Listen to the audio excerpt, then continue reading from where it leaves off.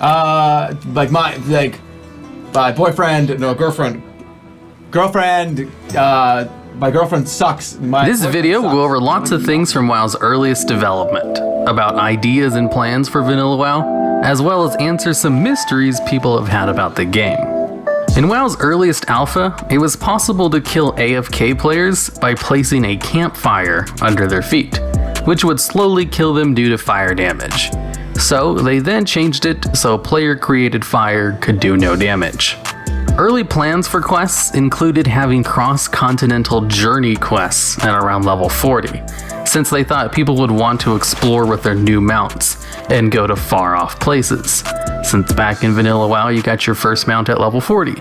But that ended up being a terrible idea, as all that travel time was just downtime, so they cut them to smaller areas, and only left a few massive journey quests in the game.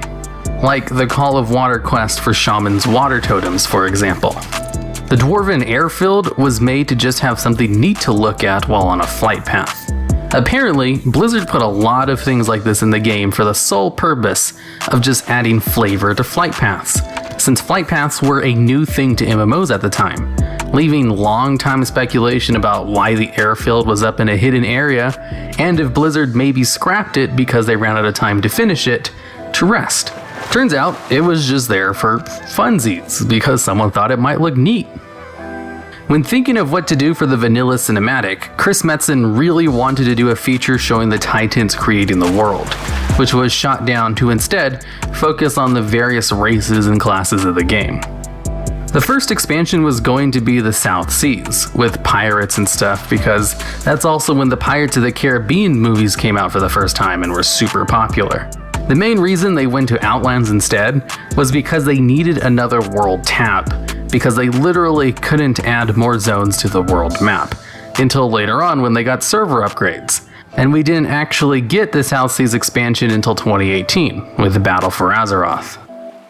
Player housing was on the table since pretty much the beginning of WoW's development, all the way until launch and probably for some time after.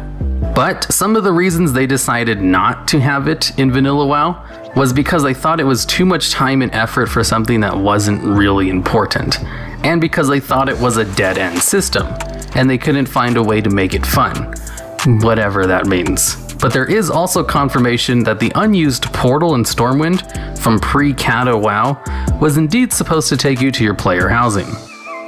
There were 3 additional planned races for Vanilla WoW, with Naga, Goblins, and Demons being cut from the game.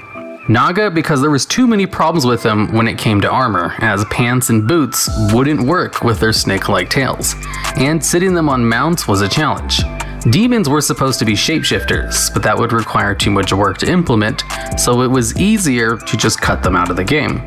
And Goblins were cut because they wanted the starting zone to be amazing and have all kinds of machines and gizmos, but they wouldn't be able to reuse all that they had planned, so it would be too much work to have all of those things created for just one zone, so they were put on hold until Cataclysm instead.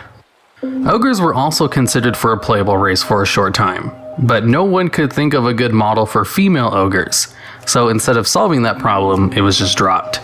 Plus, the Horde already had Tauren as a big race, and they didn't want to give them 2 of them, as ogres have historically been part of the Horde. Alteric Valley was the first battleground Blizzard worked on, but it wasn't ready in time for launch, so it was pushed back into a later patch and released alongside Warsong Gulch.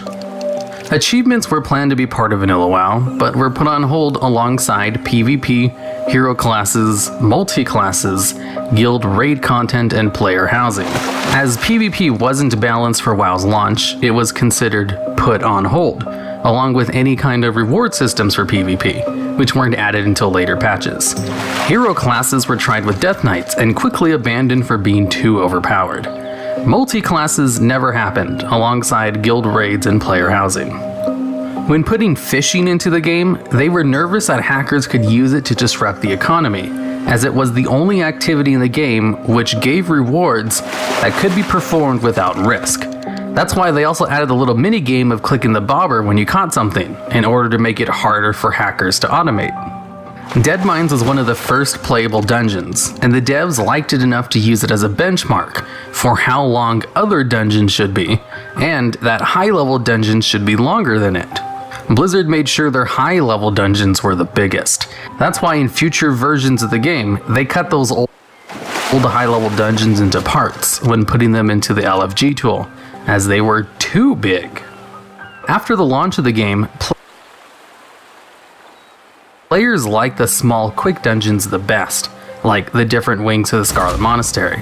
And that's why Blizzard went with the quicker, smaller dungeons as the game progressed, instead of continuing with the large, complex, exploratory dungeons that they used to have. When it came to raids, they were told to make them even bigger than the already big high-level dungeons. So after working on Karazhan, one of the first raids worked on despite not being released until the Burning Crusade, they made it too big and had to cut back on it a lot.